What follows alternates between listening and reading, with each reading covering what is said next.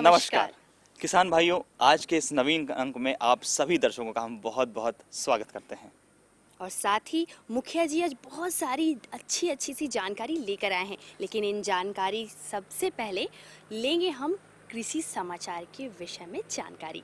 और इसके अंतर्गत हम जानेंगे मौसम के मिजाज के बारे में, मंडी भाव के बारे में, साथ ही कृषि जगत से जुड़ी तमाम खबरों के विषय में। तो फटाफट हम देख लेते हैं कृषि समाचार। नमस्कार, कृषि समाचार में आपका स्वागत है। आपके साथ मैं हूं सबा गुलरेज।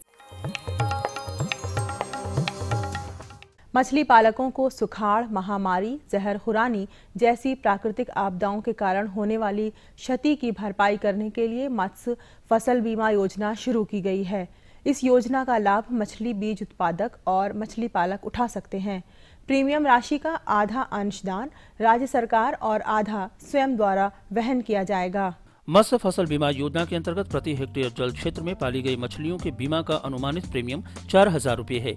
बीमा का लाभ मछली के फसल की अवस्था पर आकलित होगा। एक बार भुगतान किया गया प्रीमियम बीमा तिथि से अगले 1 वर्ष तक के लिए लागू रहेगा। मछली फसल की अवस्था के अनुसार प्रति हेक्टेयर बीमित राशि का 80% यानी अधिकतम 80,000 रुपये तक ही किए गए दावे का भुगतान किया जाएगा। किसी भी प्रकार की क्षति होने पर इसकी सूचना 24 घंटे के भीतर बीमा कंपनी को देना अनिवार्य है। पशुपालन विभाग झारखंड सरकार द्वारा समाज की उपेक्षित बेसहारा विधवा महिलाओं को मुख्य धारा से जोड़ने और उन्हें आत्मनिर्भर बनाने के उद्देश्य से विधवा सम्मान योजना चलाई जा रही है। इस योजना के अंतर्गत ग्राम सभा द्वारा चयनित सर्वाधिक जरूरतमंद बेसहारा विधवा को 4 ब्लैक बंगाल बकरी और 1 ब्लैक बंगाल नस्ल का बकरा 100% अनुदान पर दिया जाएगा। पशुपालन विभाग द्वारा चलाई जा रही विधवा सम्मान योजना अपने राज्य के सभी जिले में लागू की गई है। इस योजना के तहत 1 ब्लैक बंगाल बकरा और 4 ब्लैक बंगाल बकरी की एक इकाई की लागत 14,500 रुपये है, जो 100% अनुदानित है, जिसमें दवा, टीकाकरण, बकरी पालन के लिए आवश्यक सामग्री सहित 3 वर्षों के इंश्योरेंस का खर्च भी शामिल है। राज्य भर से कुल 1000 विधवा लाभुकों को चुनने का लक्ष्य रखा गया है।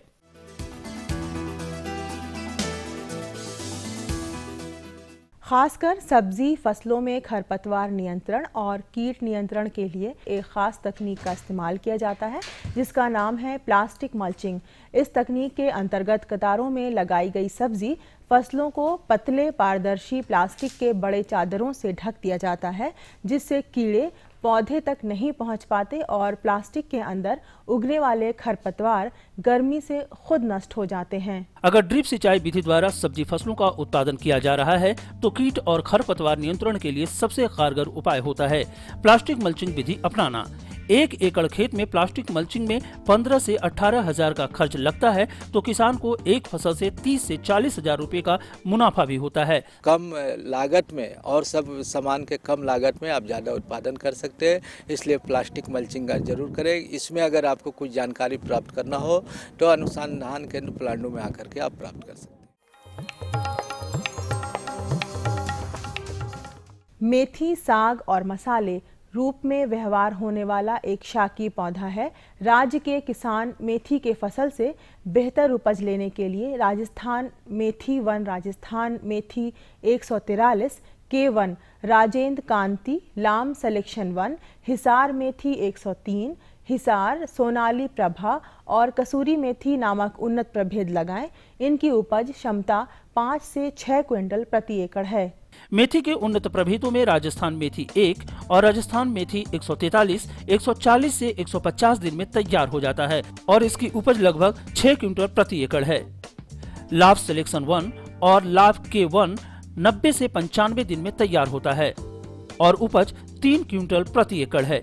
हिसार मेथी 103 और हिसार सोनाली 140 से 150 दिन में तैयार होने वाले किस्म हैं। इसकी उत्पादन क्षमता लगभग 8 क्विंटल प्रति एकड़ है। इसके साथ ही Pusa early bunching, Prabha RS16, UM 112, UM 50, Barbara और कसूरी मेथी भी शानदार उपज देने की क्षमता रखती है। हैंडमेड शेलर एक ऐसा कृषि उपकरण है जो मक्का के भुट्टों से दाना निकालने का काम करता है। ये बहुत हल्का, छोटा और आसान संचालन वाला उपकरण है। इसमें माइल्ड स्टील की 4 टेपर ब्लेडें लगी होती हैं जो दाना निकालने का काम करती हैं। इस यंत्र की सहायता से 1 घंटे में 15 से 20 किलो दाना छुड़ाया जा सकता है। हैंडमेड शेलर के संचालन के समय इस यंत्र को बाएं हाथ से तथा भुट्टे को दाएं हाथ से पकड़कर दाने को निकालना चाहिए। भुट्टे को शेलर के अंदर धीरे धीरे घुसाना चाहिए तथा आगे पीछे मोड़ते रहना चाहिए। इस प्रकार मक्का एक सिरे से होते हुए दूसरे सिरे से निकल जाता है। इससे मक्का खुले हाथ से या पीट कर छुड़ाने की तुलना में 60% संचालन खर्च कम पड़ता है। इसकी कार्यक्षमता प्रतिदिन लगभग 1 क्विंटल है। किसान के जीवन में विपरीत परिस्थितियों का आना जाना लगा रहता है, लेकिन समझदार किसान वो है जो प्रतिकूलताओं में भी बेहतर स्थिति पैदा करने की संभावना तलाश लेते हैं। आज हम जिस किसान से मिलने वाले हैं, उन्होंने भी मुश्किल हालातों में सबक लेते हुए अपनी कमियों को दूर किया और कामयाबी हासिल की। खेतीबाड़ी के काम में अनुकूलता, प्रतिकूलता, सफलता, असफलता लगा रहता है, लेकिन अटल इरादों वाले धैर्यवान किसान अपनी सूझबूझ से अपनी खेती को और पैदावार को संकट से बाहर निकाल लेते हैं। ऐसे ही एक सफल किसान हैं जो आज हमसे जुड़े हैं। चलिए इनसे मिलते हैं और इन्हीं से जानते हैं कि इनकी खेती करने का अंदाज क्या है। और इसमें क्या है कि ग्रीन हाउस में अधिक लंबा समय तक उपज देगा, कम से कम 6 महीना तक उपजना है और साधारण में लगाने से 2 महीना तक फल देता है। मुनाफा तो इसमें कम से कम उपज आना चाहिए 50,000 से ऊपर का होना चाहिए। आने की इसमें अधिक से अधिक लागत शुरू से आखिरी तक 10,000 रुपया से 15,000 रुपया के बीच में आएगा। और अब एक नज़र राज्य के 3 प्रमुख शहरों के मौसम के मिजाज पर।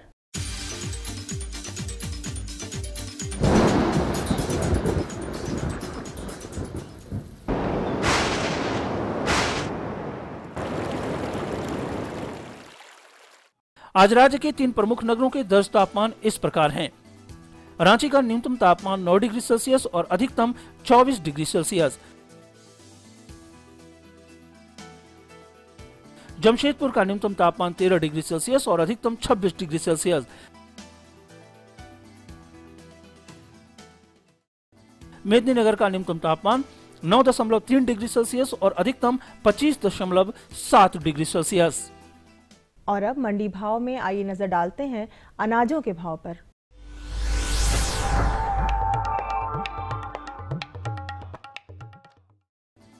आज कृषि उत्पाद बाजार समिति पंडरा रांची में दर्ज किए गए विभिन्न खाद्यान्नों के थोक भाव इस प्रकार हैं। चावल मोटा 1,950 रुपए से 2,050 रुपए, चावल मध्यम 2,150 रुपए से 2,250 रुपए, चावल उत्तम 2,350 रुपए से 2,450 रुपए, गेहूं 1,300 रुपए से 1,400 रुपए, चना 4,300 रुपए से 4,500 रुपए, दाल अरहर 6,500 रुपए से 6,900 रुपए, दाल मसूर 4,200 रुपए से 4,500 रुपए, दाल चना 5,600 रुपए से 6,000 रुपए, सरसों तेल 1,250 रुपए से 1,300 रुपए, चीनी 3,550 रुपए से 3,650 रुपए, आलू 1,200 रुपए से 1,350 रुपए और प्याज 1,250 रुपए से 1,350 रुपए प्रति क्विंटल रहा। कृषि समाचार में आज इतना ही। अगले दिन अगले अंक में फिर मुलाकात होगी कुछ ताज़ा तरीन खबरों के साथ। तब तक के लिए दीजिए इजाजत। नमस्कार, जोहार। बिल्कुल, अभी आपने देखा कृषि समाचार जिसमें आपको ढेर सारी जानकारी मिली होगी। साथ ही आपने जाना मौसम के मिजाज के बारे में और मंडी में क्या क्या चल रहा है, जो अनाजों के भाव है किस तरह से ऊपर नीचे हो रहे हैं, वो सभी विषय में आपको अच्छी तरह से जानकारी मिल गई। तो आइए बहन जी, आज हम जानकारी लेते हैं एक खास चीज के बारे में। लेकिन उन सारी चीजों से पहले लेना होगा हमें एक विराम। तो फटाफट ले लेते हैं एक विराम और विराम के बाद पुनः हाजिर होते हैं। ये लो और बताओ। बस। अरे ये क्या भैया जी, बस इतनी सी रासायनिक खाद? किसानी छोड़ रहे हो क्या? किसानी नहीं, नादानी छोड़ रहे हैं। मिट्टी की जांच कराई है। अब तो लाला जी जितनी जरूरत है उतने ही उर्वरक खेत में डालेंगे। हाँ, किसान भाई आज ही अपने जिले की नजदीकी भूमि परीक्षण प्रयोगशाला में मिट्टी की जांच जरूर करवाएं और मिट्टी में पोषक तत्व, नमी व पौधे के विकास को देखते हुए केवल जरूरत के अनुसार ही पोषक तत्व डालें। और हाँ, मिट्टी में गंधक, जस्ता, बोरोन जैसे सूक्ष्म पोषक तत्वों का पता लगाना भी न भूलें। उर्वरक और जैविक खाद के सही उपयोग से भूमि का उपजाऊपन बनाए रखें, उत्पादकता बढ़ाएं, खर्चा घटाएं और बहुमूल्य विदेशी मुद्रा बचाने में भी सहयोग दें। और हाँ, धीमी गति से नाइट्रोजन उपलब्ध कराने वाले उर्वरकों जैसे नीम लेपित यूरिया को प्राथमिकता दें और यूरिया का पत्तों पर छिड़काव करें। अरे वाह, तू तो सचमुच समझदार हो गया रे। अधिक जानकारी के लिए संपर्क करें जिला कृषि अधिकारी या किसान कॉल सेंटर।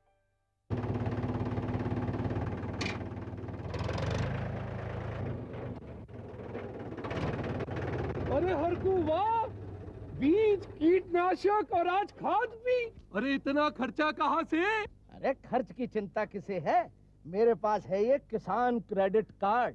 कार्ड?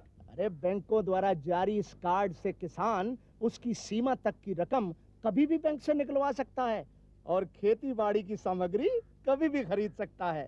कर्ज के झंझट से भी छुटकारा और तो और बिजली के बिलों का भुगतान, डीजल इससे खरीदना और आसान हो गया है। तो हर को भैया एक कार्ड मेरे लिए भी। किसान क्रेडिट कार्ड के लिए नजदीकी बैंक से संपर्क करें और पाएं ढेर सारे लाभ। एक बार फिर आप सभी किसान भाइयों का हम स्वागत करते हैं। और जो जानकारी हम लेकर आए हैं वो आप बताइए। जल, जैसा कि हम जानते हैं, जल ही जीवन है। बिल्कुल। तो जल का प्रबंधन हम कैसे कर सकते हैं, इसी के बारे में आज हमारी जानकारी हम अपने किसान भाइयों को देने वाले हैं। जल एवं उर्वरक दो ऐसे जो महत्वपूर्ण चीजें हैं जो कृषकों को बहुत आवश्यकता होती है। तो चलिए इस विषय पे हम फटाफट जानकारी ले लेते हैं डॉक्टर बीके झा से। डॉक्टर साहब, सबसे पहले तो हम आपसे जानना चाहेंगे कि ड्रिप प्रणाली है क्या? किसान भाइयों, ड्रिप प्रणाली एक ऐसी प्रणाली है जिसमें हम सूक्ष्म विधि से सिंचाई करते हैं। खासकर जैसे हम इसकी दूसरी तरह से हम टपकन विधि भी कहते हैं, जिसे टपकन विधि से भी जाना जाता है। तो टपकन विधि एक ऐसी विधि है जिसमें हमारी जो सिंचाई की जो क्षमता है वो हमारी 90% तक हम इसमें हम ले सकते हैं। और साथ में जो हम पानी की जितनी आवश्यकता हमारे प्रति पौधे को एक साथ हम जितनी आवश्यकता होती है प्रतिदिन के हिसाब से, तो उसके अनुसार हम उतने ही पानी प्रत्येक पौधों को अपने फसलों में, खेतों में देते हैं। तो इस तरीके का नियंत्रण सिर्फ हमारे जो टपकन विधि की प्रणाली है तो इसमें हम कर सकते हैं। फव्वारा विधि से भी है, लेकिन जो टपकन विधि जो है वो सबों से अति उत्कृष्ट है। और इस तरह से टपकन विधि से अगर आप सब्जियों की आप खेती करते हैं तो निश्चित तौर पे आपकी उपज जो है वो अधिक मिलेगी। और टपकन विधि खास करके हमारे सब्जियों के खेती के लिए बहुत ही उपयुक्त है, जिसके कि हम इसलिए इस टपकन विधि की जो सिंचाई पद्धति है वो किसानों के द्वारा अब ज़्यादा अपनाई जा रही है। तो किसान भाइयों, आपने जाना कि ड्रिप प्रणाली को सामान्य बोलचाल की भाषा में टपकन विधि के नाम से जानते हैं और इससे सब्जी फसलों में समुचित जल एवं उर्वरक का प्रबंधन किया जा सकता है। डॉक्टर साहब, हम आपसे जानना चाहेंगे कि ड्रिप इरिगेशन से सब्जी फसलों में जल एवं उर्वरकों का प्रबंधन किस तरह किया जा सकता है? किसान भाइयों, जैसा अभी हम सब चर्चा कर रहे हैं, जल एवं उर्वरक प्रबंधन, ये दोनों ऐसी चीज़ें हैं जिसे जो हमारे उत्पादन को सीधा जो है वो नियंत्रित करती है। तो ऐसे में जो किसान भाई जो आप जो सिंचाई की पद्धति अपनाते हैं तो सब्जियों में हल्की सिंचाई और निरंतर सिंचाई करनी पड़ती है, तो उसमें आपको पानी की आवश्यकता जो है वो अधिक होती है। लेकिन जब हम टपकन विधि की बात करते हैं तो इसमें आपको प्रति हेक्टेयर जो हमारी पानी की आवश्यकता होती है वो बहुत ही कम आवश्यकता पड़ती है, जो हम निरंतर तौर पे जो हम सिंचाई जो हल्की सिंचाई वो बराबर हमें 10 से 12 करनी पड़ती है फसलों में। तो ऐसे में जैसे कि आप अगर जैसे कि तीनों मौसमी की फसलें लेना चाहते हैं, खरीफ, रबी, जायद की, तो इसमें आपके पास निश्चित तौर पे आप जो है वो खरीफ में पानी जो इकट्ठा होता है तो आप उसके जो आपके जल के स्रोत हैं तो आप उसको रबी तक, लेकिन जायद की फसलें आप नहीं ले पाते हैं। तो इस तरह के जब अगर आप ड्रिप प्रणाली का उपयोग करते हैं तो आप तीनों मौसम आपके पास पानी इतनी सुरक्षित रहती है कि आप तीनों मौसम की सब्जियों की खेती आप कर सकते हैं। पारंपरिक तौर पे जो हमारी कृषि पद्धति में जो हम सब सिंचाई और प्रबंधन करते हैं तो सिंचाई का हम ज़्यादा से हमारा 50% ही पानी उपयोग में हो पाता है, बाकी हमारा बर्बाद हो जाता है, जो हमारे पौधों के काम में नहीं आता है।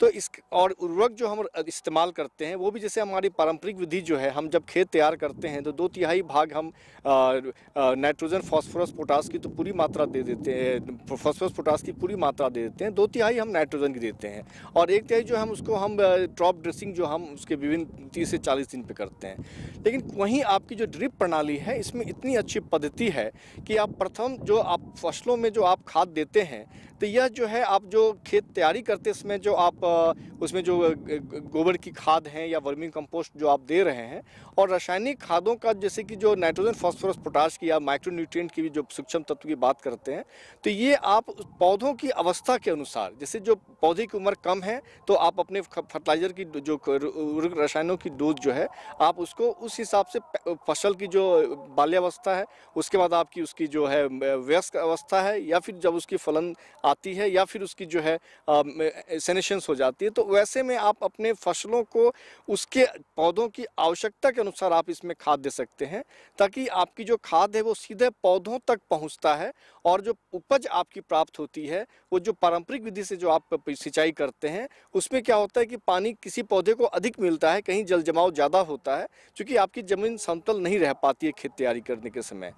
तो इस तरीके से आप उर्वरक का प्रबंधन आप पौधों की अवस्था के अनुसार आप ड्रिप प्रणाली में कर सकते हैं। वहीं जब हम जल प्रबंधन की बात इवन ड्रिप से जो हमने चर्चा किया कि 90% तक इसकी हमारी सिंचाई क्षमता होती है तो उसमें किसान भाइयों अगर आप उसमें मल्च का इस्तेमाल करें, जैसे आप खेत तैयार कर लेते हैं तो उसमें आप ड्रिप की पाइप बिछा दें जो हम लैटरल कहते हैं और उसके ऊपर आप प्लास्टिक के मल्च डाल दें जो कि 2 कलर में होता है, जो नीचे का सतह उसकी काले रंग की होती है, ऊपर की सतह जो है जो आप देख रहे हैं तो वो आपकी जो है वो सिल्वर कलर की होती है।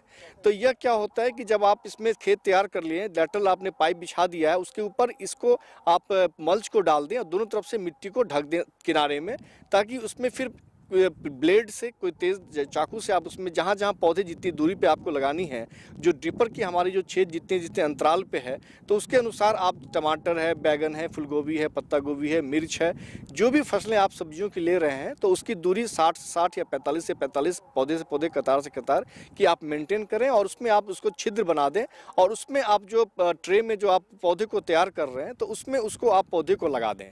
तो इस तरीके से जब आप सिंचाई इवन आप ड्रिप टपकन विधि द्वारा कर रहे होते हैं तो जो आपको वाष्पोत्कर्षण जो होता है वो आपका इसमें 90 से आपका बढ़ के 95-96% आपकी सिंचाई क्षमता हो जाती है और साथ में खरपतवार जो आते हैं ज़मीन में जो आपने परंपरागत किया है तो उसके मुताबिक इसमें खरपतवार भी नहीं आते हैं क्योंकि इसमें पानी खरपतवार को हमारे नहीं मिल पाता है तो इसलिए उसकी बढ़ोतरी नहीं होती है। और साथ में जैसे हम देखेंगे कि उसमें आपका जैसे कि जो कीड़े होते हैं या बीमारियों का जो होता है तो उसके इसमें पनप नहीं पाते हैं क्योंकि खरपतवार इसमें आ नहीं पाते हैं।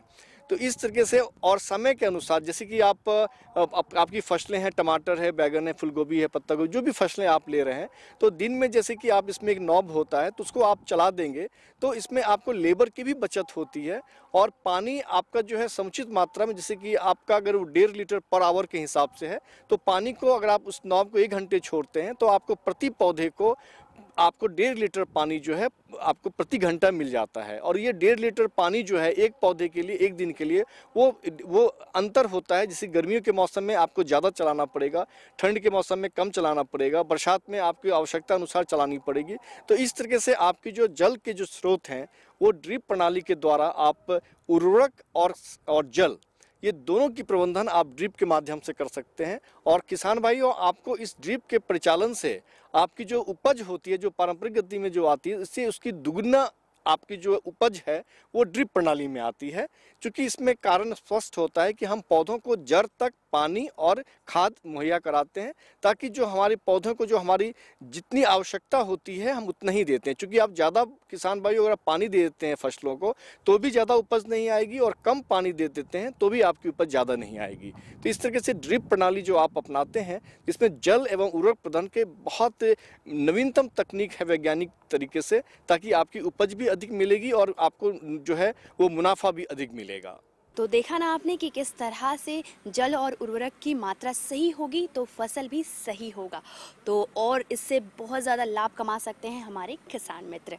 लेकिन किसानों के बारे में बताना चाहूँगा, किसान मित्रों मैं आपको एक बात ज़रूर बताना चाहूँगा कि हम हर एक अंक में आपको दिखाते हैं कि एक सफल किसान किस प्रकार मेहनत करके आगे बढ़ता है। बिल्कुल। इसी कड़ी में आज हमारे साथ हैं श्याम बाखला जी, जो है प्यूर से, और इन्होंने हमें बहुत सारी महत्वपूर्ण जानकारियाँ दी हैं। इनके बारे में मैं अपने सारे किसान भाइयों को बताना चाहूँगा, और साथ में बताना चाहूँगा इन्होंने हरी मिर्च और टमाटर की बेजोड़ खेती की है। बिल्कुल, हरी मिर्च स्वाद से ही बिल्कुल जो चेहरे का जो एक्सप्रेशन, यानी कहने का मतलब जो चेहरे का हाव भाव है वो बिल्कुल चेंज हो जाता है। अगर तीखी मिर्च अगर मुंह पे आ गई तो समझ आ जाता है भाई। तो हम भी जान लेते हैं हमारे किसान मित्र से कि उन्होंने इस तरह की तीखी मिर्च की खेती कैसे की है और इसकी देखभाल कैसे करते हैं, और वो एक सफल किसान की श्रेणी में कैसे आए। बाखला जी, बताइए कि ये जो मिर्च का खेती आपने किया है ड्रिप विधि से, उसकी जानकारी आपको कहाँ से प्राप्त हुई? ये ड्रिप सिस्टम की जानकारी जैन इरिगेशन के कार्यकर्ता आनंद जी से मिला हमको। आनंद जी इस क्षेत्र में काम कर रहे हैं और इस क्षेत्र में हमसे पहला संपर्क हुआ और हमने इस विधि को साहेर नामक गांव में जाके देखा। वहाँ मिर्चा कैसे लगाया हुआ है और कैसे सफल हुआ इसका, तो हम बहुत प्रभावित हुए ड्रिप विधि से और इसको लगाने के लिए तैयार हुए। इसमें काफ़ी सहूलियत है किसान लोग को।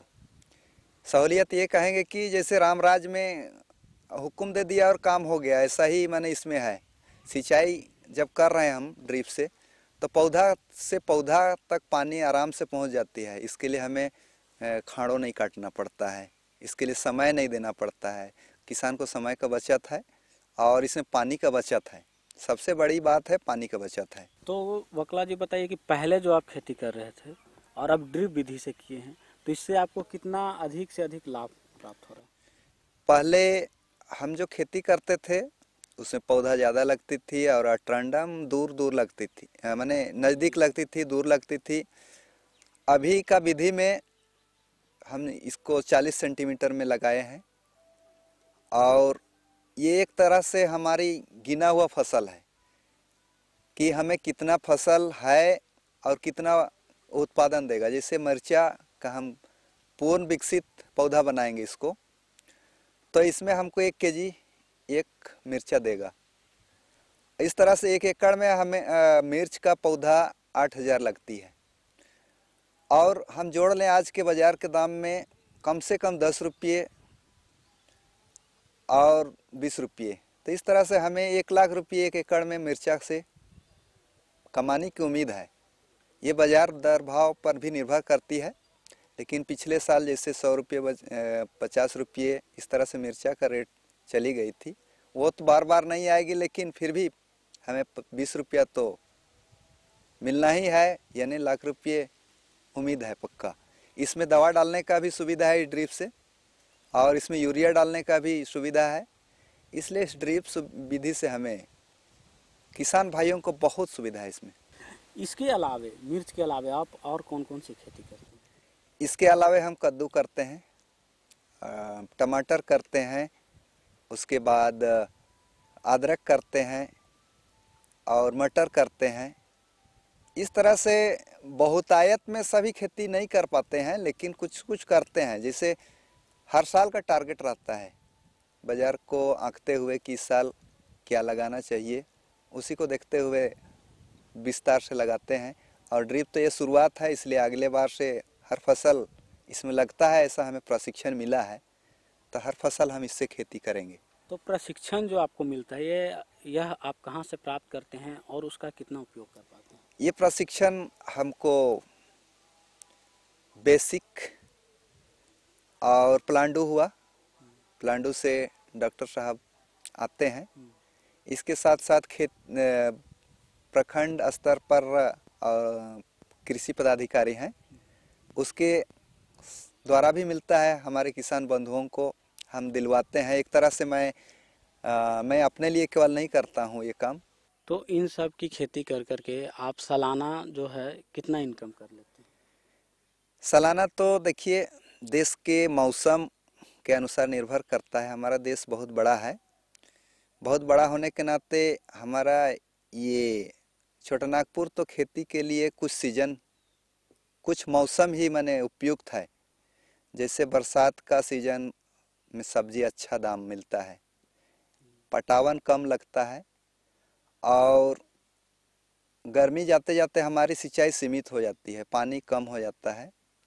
इस तरह से हम लोग को बाजार दर जो सरकार देश का बाजार दर पर निर्भर होना पड़ता है। कभी अच्छा रेट पड़ जाता है तो 1 लाख 2 लाख मैंने जैसा हम मेहनत करते हैं हमको मिल जाता है। रोयल जी बताइए कि ये तो बात हो गई आपकी खेती कैसे करते हैं और किन किन चीज़ों का करते हैं, इसके अलावे आप और कौन कौन से सक्रिय कार्य हैं जिसमें आप संलिप्त हैं? हम खेती के साथ साथ एक समाज सेवी मेरा विचारधारा है। मैं गांव में और पंचायत में पंचायत समिति सदस्य होने के नाते सरकार की विभिन्न नई नई योजनाओं से लोगों को अवगत कराता हूं, विशेषकर किसानों को खेती से जोड़ने के लिए। अभी राष्ट्रीय बागवानी मिशन की एक कार्यक्रम है। मैं 200 किसानों को 2 गांव च्यूर और चंदापारा में जोड़ा हूं। इसी तरह से चेक डैम, कुआं या सिंचाई की जो भी सुविधा जहां से भी मिले, मैं चाहता हूं किसान को अधिक से अधिक मिले और इसका कहीं से जहां से भी फायदा हो, ताकि अधिक से अधिक लोग को रोजगार मिल सके। भविष्य में मैं चाहता हूं कि महिलाओं के लिए भी कुछ काम करूं, ताकि वो लोग भी अपनी बेरोजगारी दूर कर सकें।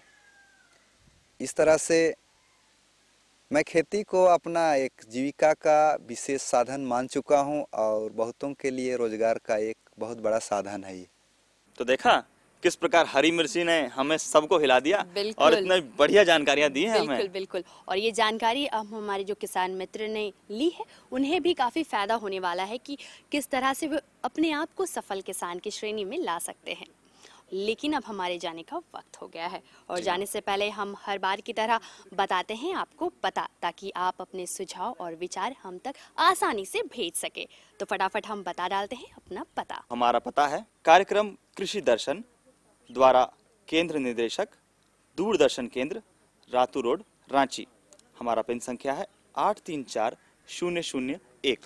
इसी के साथ आपसे वादा रहा कि अगली बार हम आपके लिए ढेर सारी और जानकारी लेकर आएंगे। तब तक के लिए हम दोनों को दीजिए इजाजत। नमस्कार।